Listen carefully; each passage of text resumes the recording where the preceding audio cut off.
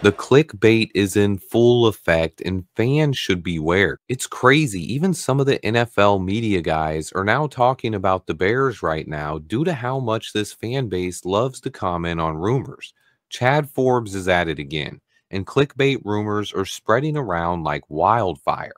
So I wanted to kill a couple of the stupid narratives that are circulating right now and talk about the one news tidbit going around that I actually buy into.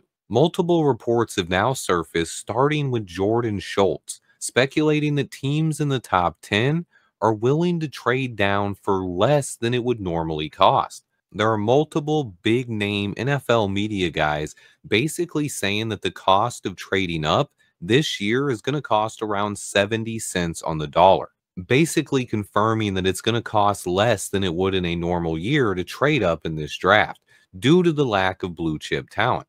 If this is the case, I would be interested in moving up. However, one thing is clear. In order to get a discount on trading up this year, the two pure blue chip prospects have to be gone.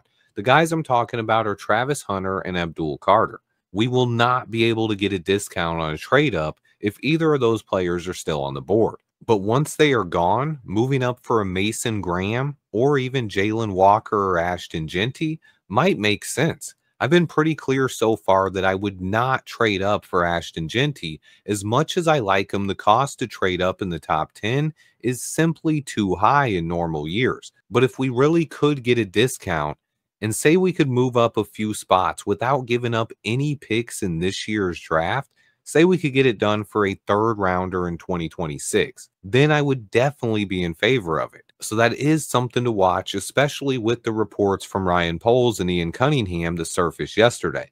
Okay, now let's go ahead and talk about some of the clickbait.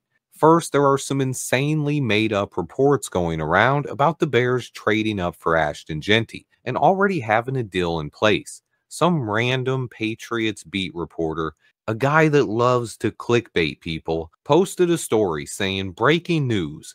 He's hearing multiple reports that a draft day trade between the Bears and Patriots is already in place.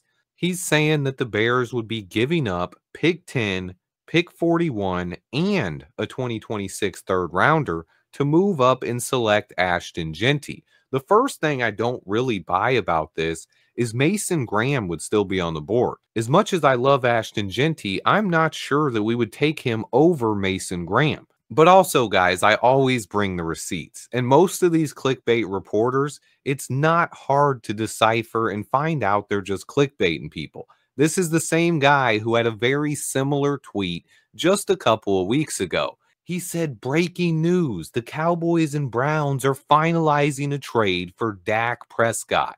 The Browns are going to get Dak Prescott, and the Cowboys are going to move up to pick number 2 overall and select Shadur Sanders. Just absolutely laughable. Nobody should believe a single word that this guy says, but it doesn't stop there. Chad Forbes has gotten into it as well. The resident Bears hater is at it again. He's been so wrong with every single thing he tweets about the Bears, so now he's just developed into someone who hates on him for clickbait. So here's his tweet. He calls Ryan Poles a complete amateur and says that's how he's viewed around the NFL. And then further goes in with his jabs, saying just after Poles escaped the Chase Claypool trade, he executed the sloppy Jonah Jackson trade and extension. He goes on to say that the Raiders are trying to dupe dopey Poles into trading away a bunch of picks.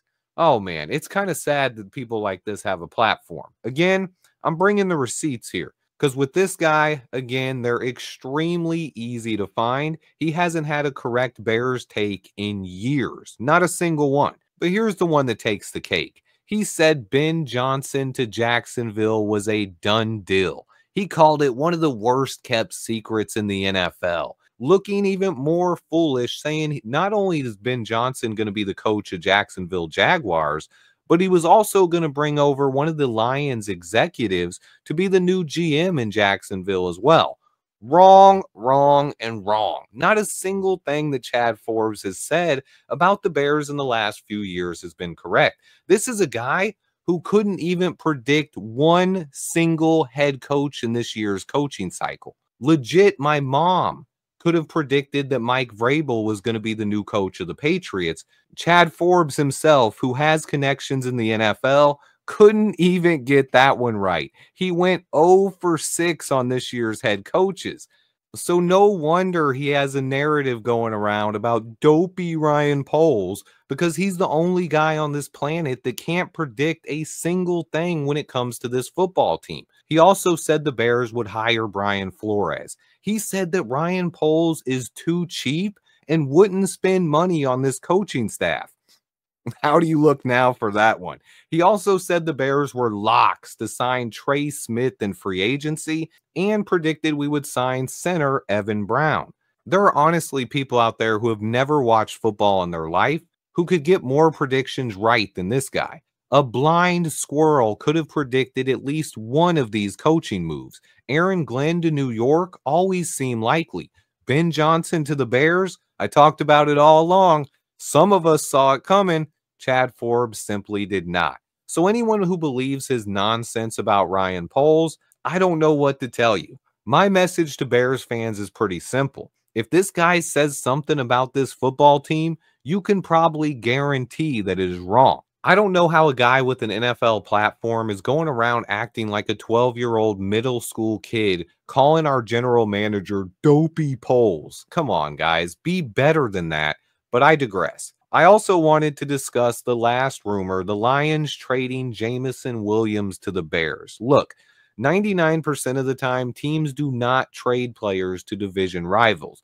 People are going to quickly point out that the Lions did trade TJ Hawkinson to Minnesota. That situation was very unique, as the Minnesota Vikings had a ton of extra mid-round picks, and it just happened to work out. Right now, I don't think there's much to put into this one, but we do have both Antoine Randall and Ben Johnson on our coaching staff. So if the Lions did decide to trade JMO, I would not rule this one out. His NFL career has been inconsistent, but coming out of Alabama, he was an absolute playmaker with true home run speed. So if the Lions do end up trading him, the Bears would have to be a sneaky sleeper fit, although I'm pretty positive the Lions would rather send him anywhere else. So if we wanted to make that trade, we'd probably have to overpay and pay more than any other team is willing to do, which I think is very unlikely. But as expected, the crazy clickbait rumors and nonsense has been spreading like wildfire,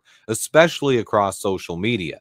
We only have one more day to go, guys, and then we finally get to the NFL draft tomorrow night. I will be live covering the Bears' first pick and live for day 2 covering both our second round picks as well. And I'll also be making some guest appearances this weekend as well. Stay clear of the clickbait, guys. Remember to hit that like button for me. Stay tuned. And until next time, bear down.